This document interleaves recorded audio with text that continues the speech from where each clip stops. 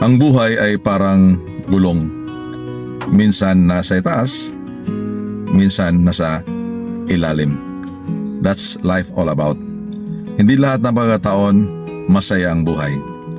Hindi naman lahat ng pagkakataon nabigo ang buhay. Talagang nagbabago ang sitwasyon ng buhay natin. There might times maybe that you don't have problems. Masaya ang buhay, magaan ang sitwasyon. But there are times also na bigat ka sa problema mo.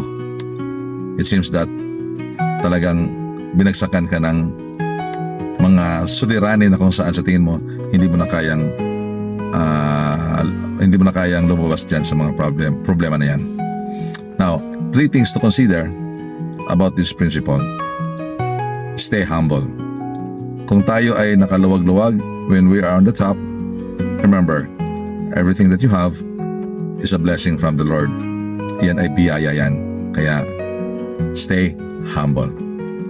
Kung sa panahon naman tayo ay nasa ibaba, ang dami na tayong mga problema, ang dami mga pagsubok, bigat na bigat tayo sa mga suliranin na marahil meron tayo, then magkaroon ka ng pag-asa. Dahil po, ang lahat na ito ay merong lunas. Pag-asa na kung saan magtiwala ka sa Panginoon, natutulungan ka para makaahon sa problema na ito. So the bottom line is trust God.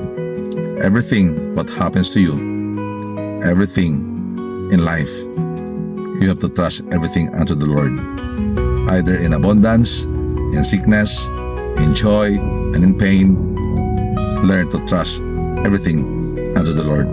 As what the Bible says, trust Him because He knows our tomorrow. We don't know what tomorrow comes, but God holds our tomorrow. He knows everything. So wala tayong pwedeng pagkatiwalaan kundi ang Panginoong Diyos lang natin. Enjoy life. Life is too short to dwell on negativity. Life is too short to dwell on problems. Trust God and enjoy life. Be safe and God bless.